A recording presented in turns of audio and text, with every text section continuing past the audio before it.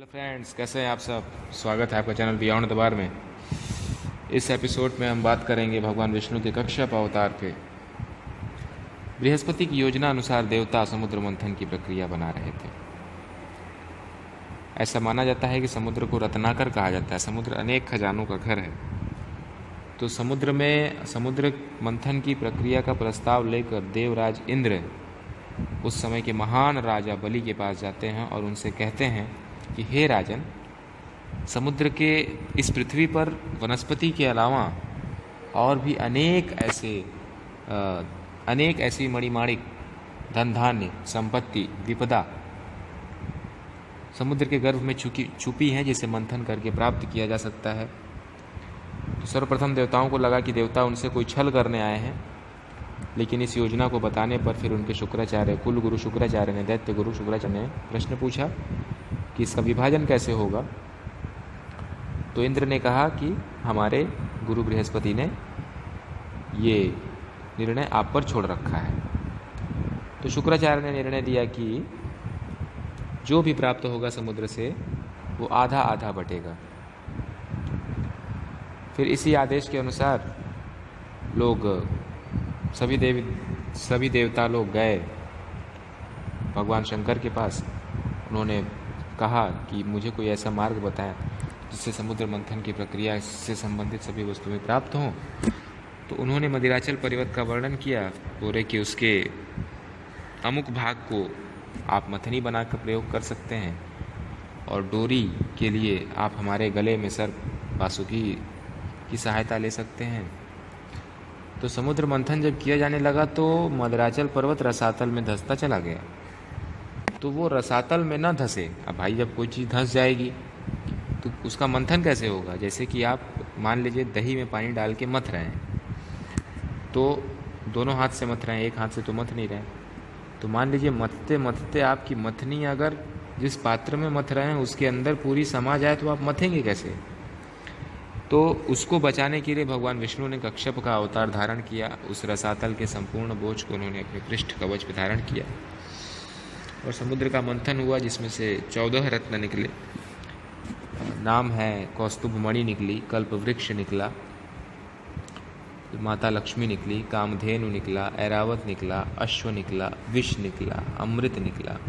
हाँ, ऐसे करके अनेक चीज़ें निकली।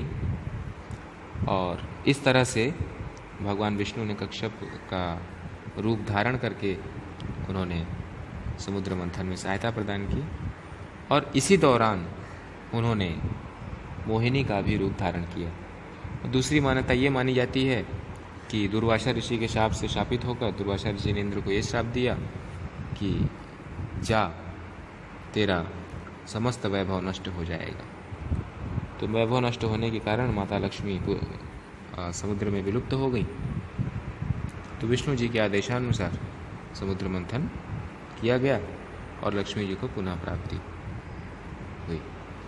तो अनेक मान्यताएं हैं, लेकिन मुख्य जो उद्देश्य रहा भगवान विष्णु के कश्यप अवतार का, वो ये रहा कि समुद्र मंथन से निकलने वाले सभी रत्नों का आधार थे वो।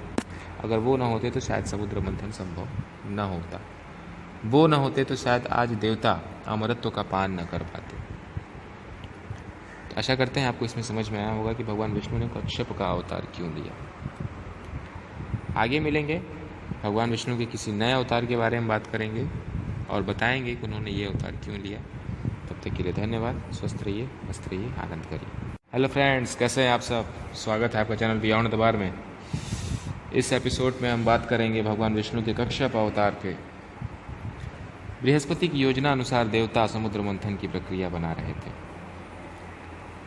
ऐसा माना जाता है कि समुद्र को रत्नाकर कहा जाता है। समुद्र अनेक खजानों का घर है।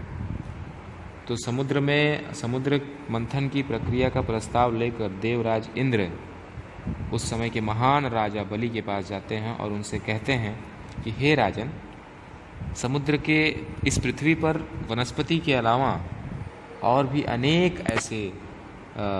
अनेक ऐसी मणिमाणिक, धन धान्य, संपत्ति, विपदा समुद्र के गर्भ में छुपी हैं, जिसे मंथन करके प्राप्त किया जा सकता है। तो सर्वप्रथम देवताओं को लगा कि देवता उनसे कोई छल करने आए हैं, लेकिन इस योजना को बताने पर फिर उनके शुक्राचार्य, कुल गुरु शुक्राचार्य ने, दैत्य गुरु शुक्राचार्य ने प्रश्न पूछा कि इसका विभाजन कैसे होगा। तो इंद्र ने कहा कि हमारे गुरु बृहस्पति ने ये निर्णय आप पर छोड़ रखा है। तो शुक्राचार्य ने निर्णय दिया कि जो भी प्राप्त होगा समुद्र से वो आधा आधा बटेगा। फिर इसी आदेश के अनुसार लोग सभी देवता लोग गए भगवान शंकर के पास। उन्होंने कहा कि मुझे कोई ऐसा मार्ग बताएं जिससे समुद्र मंथन की प्रक्रिया से संबंधित सभी वस्तुएं प्राप्त हों। तो उन्होंने मदिराचल पर्वत का वर्णन किया, बोले कि उसके अमुक भाग को आप मथनी बनाकर प्रयोग कर सकते हैं और डोरी के लिए आप हमारे गले में सर्प वासुकी की सहायता ले सकते हैं। तो समुद्र मंथन जब किया जाने लगा तो मदराचल पर्वत रसातल में धंसता चला गया। तो वो रसातल में न धंसे। अब भाई जब कोई चीज़ धंस जाएगी तो उसका मंथन कैसे होगा? जैसे कि आप मान लीजिए दही में पानी डाल के मथ रहे हैं, तो दोनों हाथ से मथ रहे हैं, एक हाथ से तो मथ नहीं रहे। तो मान लीजिए मथते मथते आपकी मथनी अगर जिस पात्र में मथ रहे हैं उसके अंदर पूरी समा जाए तो आप मथेंगे कैसे? तो उसको बचाने के लिए भगवान विष्णु ने कश्यप का अवतार धारण किया। उस रसातल के संपूर्ण बोझ को उन्होंने अपने पृष्ठ कवच पर धारण किया और समुद्र का मंथन हुआ, जिसमें से 14 रत्न निकले। नाम है कौस्तुभ मणि निकली, कल्प वृक्ष निकला, माता लक्ष्मी निकली, कामधेनु निकला, ऐरावत निकला, अश्व निकला, विष निकला, अमृत निकला। हाँ, ऐसे करके अनेकों अनेक चीज़ें निकली और इस तरह से भगवान विष्णु ने कश्यप का रूप धारण करके उन्होंने समुद्र मंथन में सहायता प्रदान की। और इसी दौरान उन्होंने मोहिनी का भी रूप धारण किया। दूसरी मान्यता ये मानी जाती है कि दुर्वासा ऋषि के शाप से शापित होकर दुर्वासा ऋषि ने इंद्र को ये श्राप दिया कि जा, तेरा समस्त वैभव नष्ट हो जाएगा। तो वैभव नष्ट होने के कारण माता लक्ष्मी को समुद्र में विलुप्त हो गई। तो विष्णु जी के आदेशानुसार समुद्र मंथन किया गया और लक्ष्मी जी को पुनः प्राप्ति हुई। तो अनेकों अनेक मान्यताएं हैं, लेकिन मुख्य जो उद्देश्य रहा भगवान विष्णु के कश्यप अवतार का वो ये रहा कि समुद्र मंथन से निकलने वाले सभी रत्नों का आधार थे वो। अगर वो ना होते तो शायद समुद्र मंथन संभव न होता। वो न होते तो शायद आज देवता अमरत्व का पान न कर पाते। तो आशा करते हैं आपको इसमें समझ में आया होगा कि भगवान विष्णु ने कश्यप का अवतार क्यों लिया। आगे मिलेंगे, भगवान विष्णु के किसी नए अवतार के बारे में बात करेंगे और बताएंगे कि उन्होंने ये अवतार क्यों लिया। तब तक के लिए धन्यवाद। स्वस्थ रहिए, मस्त रहिए, आनंद करिए। हेलो फ्रेंड्स, कैसे हैं आप सब?